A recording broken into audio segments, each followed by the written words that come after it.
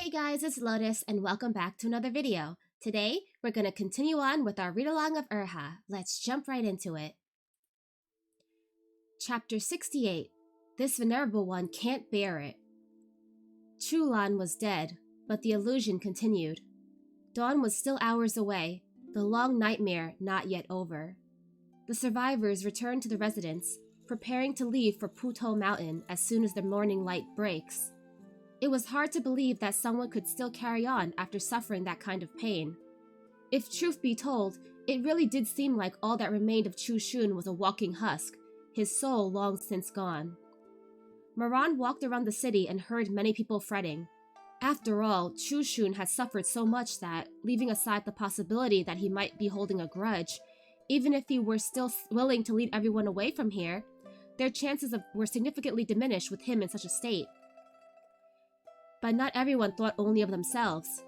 It wasn't many, but at least there were a few people who were genuinely sad for Chu Shun. They stewed in anxiety as they waited for the sky to brighten. But what arrived before the rising sun was that cold, now familiar face, rupturing the heavy night sky and reverberating above the barrier. This time, the Ghost King addressed not Chu Shun, but everyone else in the city. The sun will rise soon. This Venerable One knows the lot of you plan to leave once it's daytime. But have you really thought it through? Puto is a long way from here. There's no way for you to make it there in only one day. Once night falls, all of you will have to depend on Chu Shun for protection. But do you think he will protect you? Mommy! A child started crying from fear at the terrifying voice, burrowing into his mother's arms. Everyone was looking up at the sky. Only Chu Shun, standing in front of the residence and leaning against the haitang tree, had his eyes closed as if hearing nothing. His wife and son are dead because of the lot of you. Do you really think Chu Shun would actually protect you? He probably has something else in mind to avenge his family. Something to make you lot wish you were dead. It's only human nature, after all. This Venerable One was once human too, you know. Sure, there are kind people, but they're only doing it for their reputation. Humans are vile by nature. Any so-called good person is just trying to get something out of it. But let's be honest, once forced into a corner, they're not going to care about whether other people live or die. The Ghost King's eerie voice echoed from above them. This Venerable One has already said it before, but I wasn't going to take all of your lives. In fact, the living can serve us ghosts. If you don't believe me, just look at him. As he spoke, a black cloud billowed toward the barrier with Xiaoman standing on top, and next to him a kindly man of about 40 or 50. Someone called out in surprise, "That's Xiaoman's father!" It's Xiaoman's father! Didn't he die? Even his body was dismembered. Everyone saw. How could this be? The Ghost King continued.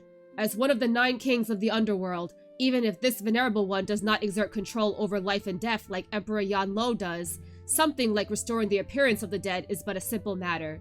If you serve me, I will grant you the lasting company of your deceased loved ones. But if you oppose me, you will end up like your Chu Gongzi, watching your wife kill your child with your own eyes, powerless to do anything about it. All were silent within the barrier. Will you really trust him? Trust that he won't take revenge for his wife and child? Do you really think he will take you from here all the way to Puto? Someone glanced toward Chu Shun, eyes already flickering with malice. Chu Shun finally looked up from where he stood under the flowering tree to level them with a quiet gaze. He really didn't know what to even say at this point. A long while passed before he finally said, "It is already what it is. What would be the point in maiming you now?" Ha ha ha ha ha! The Ghost King's ghastly laughter echoed from above the barrier. Very good, very good. He says he won't harm you. If you believe him, then go ahead and go with him. But if you believe me... His voice thundered with increasing intensity, as if it might pierce through their eardrums straight into their hearts. If you believe me, you will be rewarded. I can bring back your families. All you have to do is hand over Chu Shun. You just have to hand him over to me. My grudge is against him, not any of you. Hand him over and you won't have to abandon your homes. Hand him over and you can reunite with your family. Just hand him over and it will all be over. You can't trust the words of the Ghost King. The Ghost King's voice grew faint. I will be waiting at Chenghuang Temple until the sun rises. The voice faded away.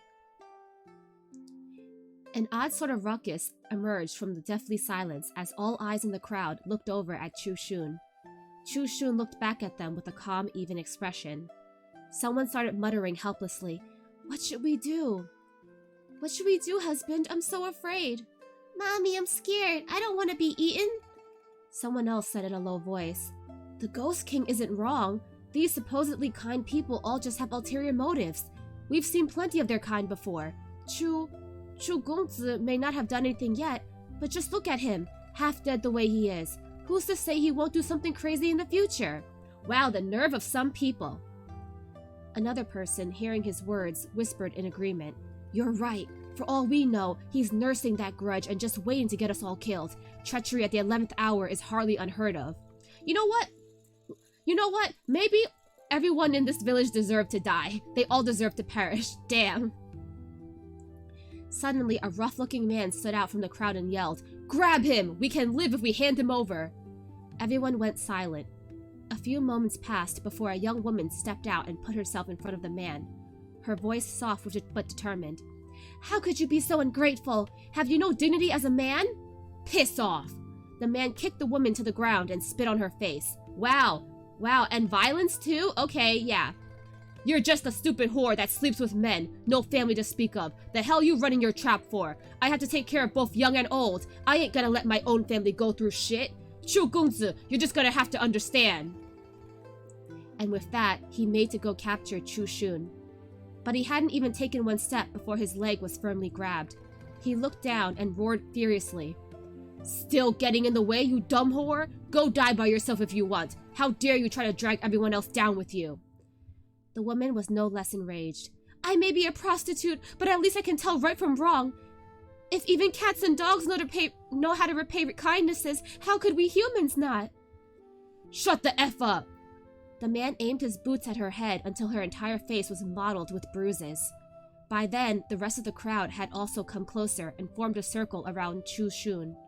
A few among them tried to stop them like the woman from the brothel had, but it was a futile effort, like a single leaf caught in a raging current, swallowed in no time at all. Gongzi, hurry and get out of here!" An old woman yelled shakily toward Chu Shun, "Chu Gongzi, go! Just go! Don't stay for the sake of these animals! Go!" There was also the tender voice of a young child. "Stop fighting! Mommy, Daddy, don't hurt the Gongzi! Don't hurt him!" A maelstrom of commotion, disorder, and chaos. Chu Shun stood alone in the rain. He felt as if he was looking at a horde of ghosts that had crawled out from the very depths of hell. For a moment, he did want to leave. But then his gaze landed on those people, those living, breathing, crying people. He saw the young child, bawling as he tried to stop his parents. He saw the young woman who was the first to stand up for him, whose face was now bruised and swollen. He looked at the old woman shaking in the rain, and the other dozen or so people standing with their backs to him, trying their best to stop the others. The foot that was about to leave paused. They've done nothing wrong. If he takes down the barrier, these people will die too. "Go ahead, Chu Gongzi, take down the barrier. None of these people deserve your kindness. First, they convince you to not take down the barrier to protect your wife and child, and then they're gonna throw you to the wolves? Nuh-uh. We don't appreciate ungrateful people in this house." So it turns out that the most disgusting thing in this world weren't ghosts and demons, but those cowardly, worthless beasts wearing human skin hiding in the crowd, willing to say and to do anything just to ensure their own survival. And after it all, they would say, "I just wanted to live. I'm pitiful and powerless. I've done nothing wrong." He had thought that the people he protected were all helpless good people, but he was wrong. Those beasts took off their human skins now, revealing their ugly, snarling, blood-red faces. They were so well hidden, so well hidden. He didn't want to cry and bleed for those beasts in human clothing anymore, but they were so sly, hidden so well amongst the good, kind people, their faces laughing at him, delighting in his powerlessness. "You have no choice but to save us. If you drop the barrier, we'll take the people you want to save, the people actually grateful to you, together with us to hell. You have no choice, however much it sickens you. You chose to be virtuous. You chose to be a good person. Since that's the choice you made, then it's only your duty to sacrifice yourself to save everyone else. If you refuse, then you're a swindler, a pretender, a fake, worse than animals." It was as if he could hear those people howling, could hear their shrill laughter. "You have no choice. You have no choice." In that frenzied pandemonium, in the tempest of rain and wind, Chu Shun slowly lifted his head towards the heavens. Dawn was finally about to break. The relentless downpour had washed the blood from the stone steps of the Chenghuang temple. Chu Shun and those who had tried to protect him were all tied up, walking toward the temple. The scene was both sorrowful and laughable. Those people had tied Chu Shun up so tightly, smugly pleased that they had captured such a powerful person, completely unaware that Chu Shun could easily turn the ropes to ash with a single spell. But he didn't, nor did he take down the Shangqing barrier. He should have! He should have! Enough blood had been shed in Linnan already. He didn't want any more innocent people to die just for his own revenge. Okay, but guys, did these people not did these dumb people not think that once Chu Shun dies, the barrier will also disappear and then they're gonna be at the mercy of the Ghost King and his minions? Wow, dumb people be dumb, right? And so it was that thin layer of light protected them all, both the thankless beasts that turned on him and the people who stood sincerely by his side. They arrived at the temple, but the Ghost King himself did not appear. Instead, there was a candle giving off a black smoke that twisted into a dark silhouette. "Why have you not dispelled the barrier?" The moment it saw Chu Shun, that voice flew into a rage. "Dispel the barrier!" See? The Ghost King was expecting the barrier to be down, and then he would have killed everyone. Chu Shun said calmly, "Over my dead body." The black smoke let out a shrill shriek. "Chu Shun, you must be mad! You, the lot of you! Kill him, else I'll take all your lives as soon as night comes!" Daybreak. The first light of day lit up the endless night. The Ghost King, unable to maintain his form in the daylight, fled into the darkness. The candle giving off the black smoke flickered and went out. Chu Shun pulled himself together. Chenghuang Temple stood on tall ground. From here, he could see the morning mist shrouding gently about the mountains and the rivers, hiding the scars from view, and for a moment, everything looked like the days of old. It was a beautiful spring. "Chu Gongzi, sorry. It's not that we're cruel and heartless or anything, it's just that the Ghost King holds a grudge against you for ruining his eye. We have no other choice." "What are you all yammering for? Don't drag it out. We don't want any surprises. I've got a family back there that wants to live. Who's more important, this one guy or all of us? The righteous put the people before the self. His words, not mine." Chu Anning stood in the distance, looking at that person of unknown relation to him, his feelings complicated. Suddenly, a pair of hands covered his eyes. Chu Anning whispered, "What are you doing?" "Not letting you see." "Why?" "You'll be sad." Chu Anning was quiet for a while, his eyelashes trembling against the underside of Moran's hands. "I won't. I've already said that it's all in the past. Already, 200 years ago." Moran sighed softly from behind him. "You little dummy, then why are my palms wet?" He didn't know how long had passed.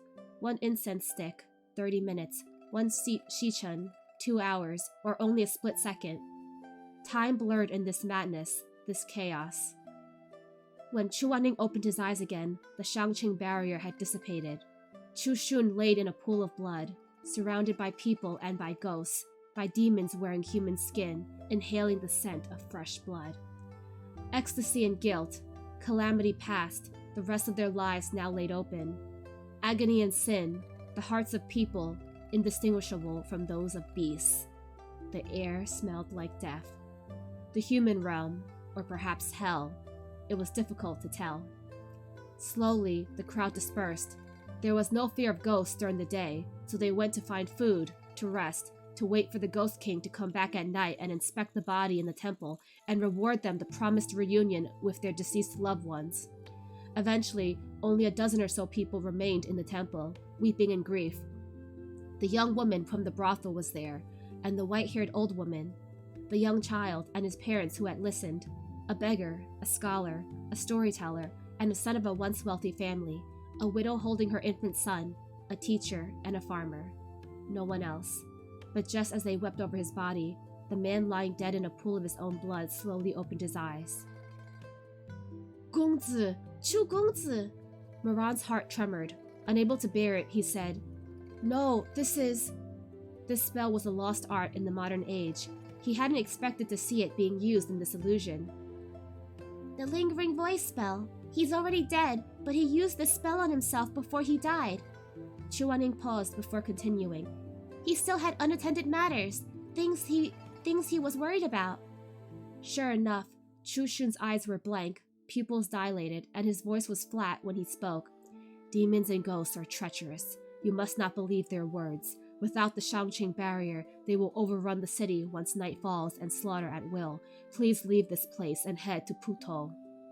Gongzi! I have already died and will not be able to accompany you, but I have concentrated my entire lifetime of spiritual power into my spiritual core.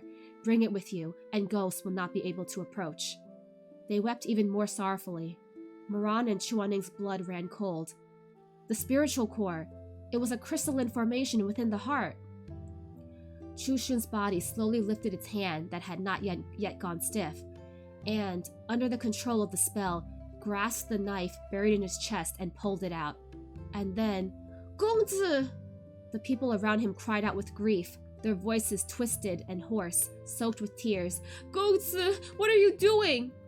With his own hands, he ripped open the gash in his chest, dug into his flesh, grabbed his heart that was no longer beating, and slowly, inch by inch, tore it out. Blood dripped from the heart, enveloped in a golden red flame. It was Chu Shun's spiritual core, the last burst of light from a candle that had burned out. Take it. He lifted the burning heart, holding it out in front of him, repeating, Take it, take it.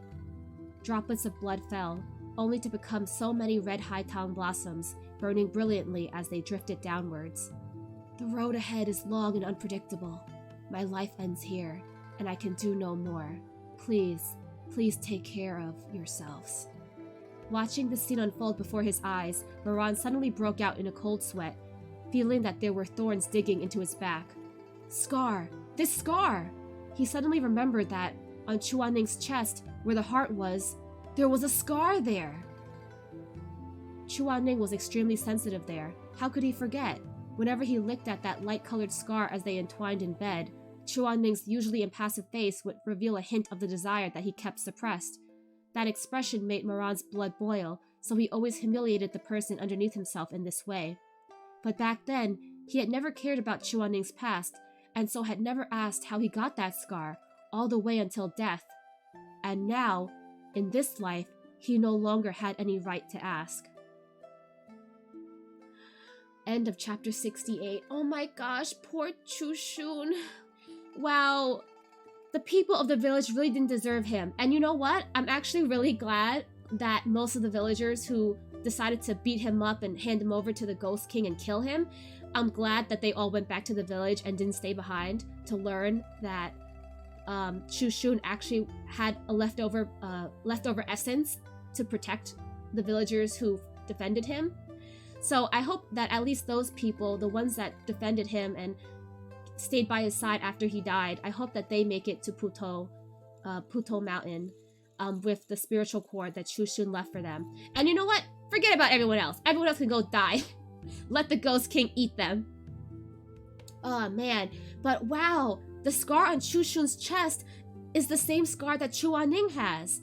How could that be? What does that mean? Chuaning is definitely related to Chu Shun, but in what way? Guys, what if like Chuaning might be somehow related to the spiritual core of Chu Shun? Or something like that. Okay, let's continue on to chapter 69. This venerable one will learn from you, yeah? Was it a coincidence, or... Presently, his Shizun's chest wasn't something that he could see whenever he wanted, and he could only rely on his memory to recall that scar. That faint crescent moon shape. It should have been purely the slashing wound from a blade, not like Chu Shun, whose mark was made by that of 5 fingers piercing with force and left behind savage bloody holes. It wasn't the same after all. Oh, okay. Still, I definitely think Chuaning is related to Chu Shun in some way. Moran let out a quiet sigh of relief as he thought this. While Chu Shun and Chu Anning were completely different people in personality, there were much too many areas of their persons that were alike. From appearance to, as a cultivator, the life of all is our priority, and the self at the bottom, to that long scar on the chest. With so many coincidences piled together, it really made one suspicious. Yet, for some reason, perhaps it was because Chu Shun was overly gentle, completely different than Chu Anning's cruel ruthlessness, or perhaps because Chu Shun was someone married with a son, so if Chu Anning was Chu Shun's reincarnation, or if he was Chu Anning himself, Moran felt he might not be able to take it, and he'd break down. Thank goodness it wasn't like that. Is Moran thinking, no way, my Shizun could never be married with a son. I won't allow it. Shizun only belongs to me. I couldn't bear him being married. I'd be too jealous. There was no need to expand on what kind of disaster would face the city of Linan without Chu Shun's protection. Of course, the Ghost King wouldn't keep true to his words, and once night entered, the rain was bloody, the winds astringent, and the world was flipped upside down. The moat was dyed with the color of blood, and after the living had lost their senses, their howling and roaring blasted throughout the night. There were wandering zombies all over the interior of the city, picking and devouring fresh, tender entrails, chomping down on brains. Deserved. Honestly, deserved. Moran took Chu Anning hiding in a broken-down little house, the master of which had long since died, and the furnishings and utilities were covered with a layer of heavy dust. Moran shut the door tightly, securely sealing it all around, leaving only a small window from the kitchen so they could see the situation outside. Wait, why didn't they go with the rest of the villagers to Puto Mountain? They could have guided them that way.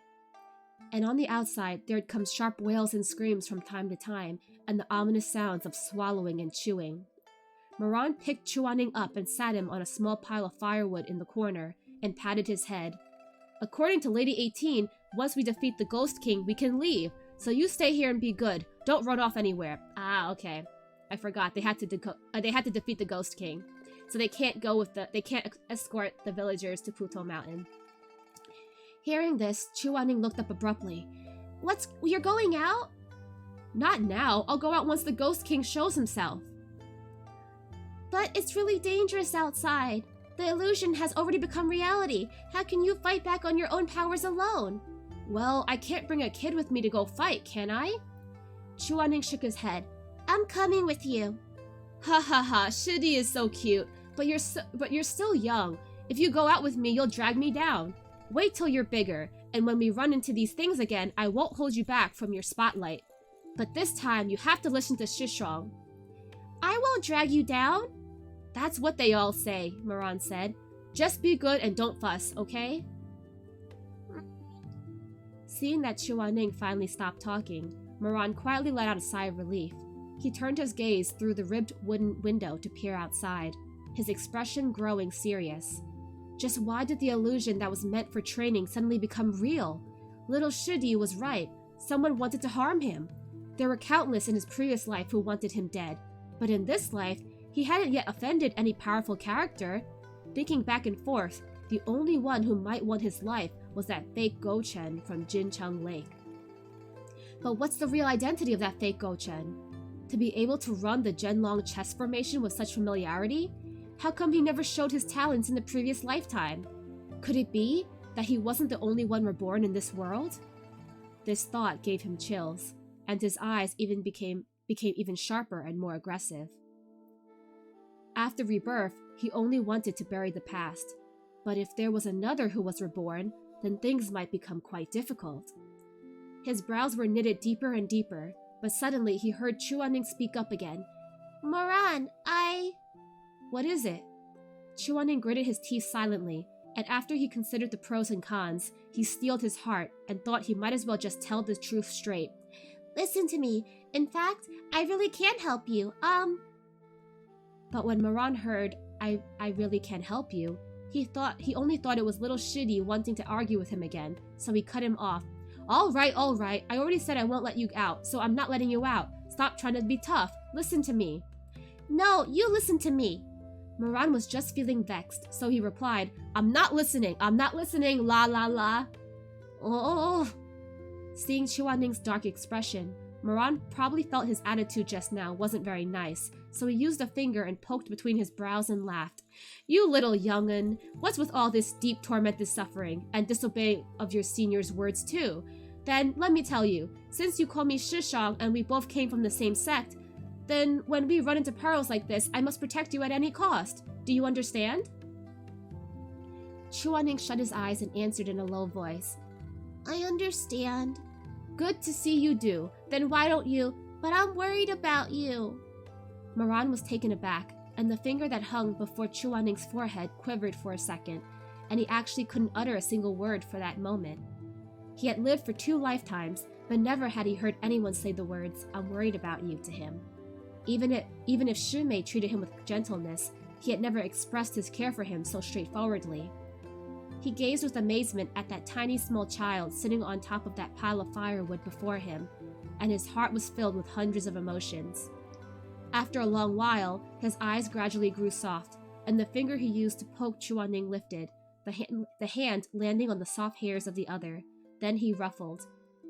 Don't worry, Shishang promises you, I'll come back alive and well.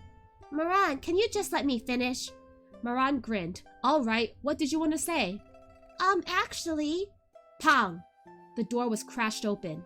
A man with disheveled hair screamed as he charged in, covered in blood, and one of his legs was already ripped into shreds. Behind him was a band of zombies lured in by the stench of blood. The man tumbled into the room, dragging that wretched leg, and grabbed at anything he could get his hands on, hurling the objects to the growling zombies, and he yelled as he threw, Get the hell out of here! Don't come over here! Get away! Get the hell away! Moran cursed under his breath and blocked Chuaning behind him, a red light flashing from his hand. The Jianggui was summoned to shield. He turned half a face over. Shudi, hide yourself. Absolutely do not come over. Then he attacked with the vine in hand and started to slaughter the mob of corpses that had invaded the house. Although Jianggui and Tianwen were similar, but Chuaning hadn't yet fully passed on his moves to Moran, and the weapon Moran wielded in his previous life was a saber. He wasn't used to supple weapons, so while at the beginning of the slaughtering he wasn't losing, gradually it became obvious his power didn't match the heart. Jianggui was swung all over the place. Then suddenly the voice of a child sounded, crisp and cool. Left side, wrap around the wrist and strike 3 times, then jump in the air, swing around the back and sling out. Moran had no time to think, and followed his guidance to fight. The willow vine whipped upon the body of a zombie on the left, and with just 1 strike, the zombie's arm was broken by the holy weapon, exposing bones. Normally, no one was bored enough to whip twice more, but since little Shudi told him to, then he might as well give it a try, no harm done. Thus, he immediately struck the zombie again twice, then jumping up, he bent nimbly at the waist, flipped and slung out the vine whip straight behind his back. Thrash! Quite coincidentally, the next wave of corpses just happened to swarm in, and Jianggui that had stored 3 times the strength blew out a stream of blazing fire, blasting towards them. The band of corpses were instantly slashed by the brutal holy weapon, each of those zombies losing their heads, and when those heads had dropped to the ground, they were still smoking with black smoke. Moran was dumbfounded. He gave a shocked glance at that cool little Shudi sitting on top of a pile of firewood. This guy, he's actually pretty good. How do I move next? Moran was now energetic, and he asked in excitement. Chuaning instructed expressionlessly. Next, use your left hand and pat at your right sleeve. Oh, this action is deep and indiscernible. What move is it? Chuaning said flatly, Nothing deep and indiscernible. You were swinging too proudly earlier, and the weapon lit a fire on your sleeve, that's all. Oh man, how dumb. He caught himself on fire. Moran awed and looked down. Sure enough, that was the case, and he hastily patted out the fire Jianggui had started in a mess. This man's face sure was thick. He didn't feel any sense of awkwardness at all, and even looked up with a goofy grin, turning to the other. My Shudi is so amazing. I like... 我喜欢. Chuaning softly cleared his throat and silently turned his face away, facing the gray, bare walls, his ears faintly red. At this time, there were only 6 zombies left in the house that could still move. Chuaning didn't want to look at Moran any longer. So with his head still turned away, he instructed to the wall. Loosen your wrist, swing the vines toward the sky, twirl it 6 times to gain power, then slash down like the word 1. Moran followed the instructions, but when he twirled to the 5th round, he suddenly wondered, how do you slash like the word 1? Just slash how you normally would with a sword. Ah, I see. Moran was enlightened and struck down with one blow. The blazing fires shone, and it was as if that soft and supple vine had suddenly blazed into an indestructible long saber, slashing the 6 corpses in one swing. Wah! This time, Moran's eyes were so wide they were practically round. Where did you learn this? How come I feel the way you use the vine whip is almost as familiar and practiced as my Shizun? No, maybe you're even stronger than him. He had never told me about what you taught me today. ... Moran's smile widened. Good. This is great. Now I don't ever have to take Shizun's Grimm's face anymore. I'll just learn from you. Ain't that more freeing? Oof. Oof, Moran, if only you knew. Chuaning shot him a glare. You scorn Yuheng Elder's grim face? Why don't you scorn my ear? Moran withdrew the vine whip and blocked the door shut anew. Then he pulled over a table to block the entrance and laughed. You're giving me a hard time as you being good to me. Us two here, we've technically gotten through hardships together now. Shishang remembers all the good you've treated Shishang with. From now on, I'll dote on you like my own little brother. Never mind your grim face. Even if you beat me up a couple times because you're unhappy, I won't get mad. Chuaning's face darkened. Who wants to be your little brother? Then he hopped down that pile of firewood, unwilling to mind Moran anymore, and instead went to check on the injuries of that man who had charged in. Unexpectedly, when he looked, Chuaning widened his eyes a little. It's him? Who is it? Moran looked over curiously too and was also stunned. That's Xiaoman? The one lying in a pool of blood and groaning in tears was indeed Xiaoman. He had suffered grave injuries, and after Chuaning had checked him over, he shook his head. Humans and ghosts were never meant to live in harmony. I imagine the Ghost King stopped caring for him once he was done being useful. He really deserved it, Moran said. Chuaning gave him a look. Moran ha-had but suddenly felt a little guilty. If he must say the man deserved the karma of his sins, then wasn't he himself the one who deserved karma the most? Moran changed the subject and asked, Oh yeah, what was it you wanted to tell me earlier? That you're actually what? Chuaning lowered his eyelashes, paused, and said softly, I'm actually... Before he could finish, he suddenly felt a breeze behind his back. Chuaning jolted viciously, whipped around to fight, but he was in the body of a child after all, his strength far from that of a grown man, and he couldn't struggle free as the other firmly choked his throat. Somehow, Xiaoman had managed to struggle up from that pool of blood in one breath. One of his vein-popped hands gripped Chuaning's neck in a deadly hold. The other twisted and locked Chuaning's arms. It was as if a wild flame was burning on that filthy, unkempt face, and the desire to survive had twisted his entire figure, his entire form, changing shapes continuously in the baking heat like a wax figure. His eyes were bloodshot, and he croaked towards Moran. Take me away from here. How dare he choke our little Shasini? You let him go! Take me away from here! Xiaoman shouted furiously, his eyes practically cracking around the edges from rage. Otherwise, I'll take his life. Go! If you want me to save you, then I'll save you. What are you doing threatening a child? Let him go first. If you keep talking, I'll kill him right now. I've already committed all the sins. I won't care for one more. Are we going or not? Chuaning couldn't utter a sound because of the stranglehold, his elegant little face bulging and flustered. Seeing this, Moran was panicking. Although if he struck now, he could take Xiaoman's life, but in this illusion turned reality, if Xiaoman really explodes in fury, then before he could move to strike, the other might already hurt Shidi severely. Fine, I'll listen to you, Moran said. Don't get riled up, just loosen your hand a bit, I'll immediately... Before he finished, blood splattered. Author's notes. Moran, little Shidi is so good to me. Little Shidi is not only smart, but also cute. Nothing like Shizun at all. Chuaning, heh, blind. Oh, cute! Okay, that's the end of chapter 69. So, wow, guys. So, of course, the Ghost King did not keep his promise and he slaughtered the entire village.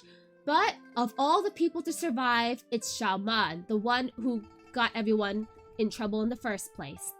And oh wow, look, Xiaoman, looks like the Ghost King didn't keep his promise. And the nerve of Xiaoman to take Shasini hostage, he's strangling the poor baby. Moran really should just whip him. Also, Moran and Shasini had a cute little moment where Shasini was like, I really care about you. I don't want you to get hurt. You can't go and fight by yourself. And, you know, Shasini was going to reveal to Moran that he's Chuaning, but Moran kept cutting him off. He's like, let Shishang handle this.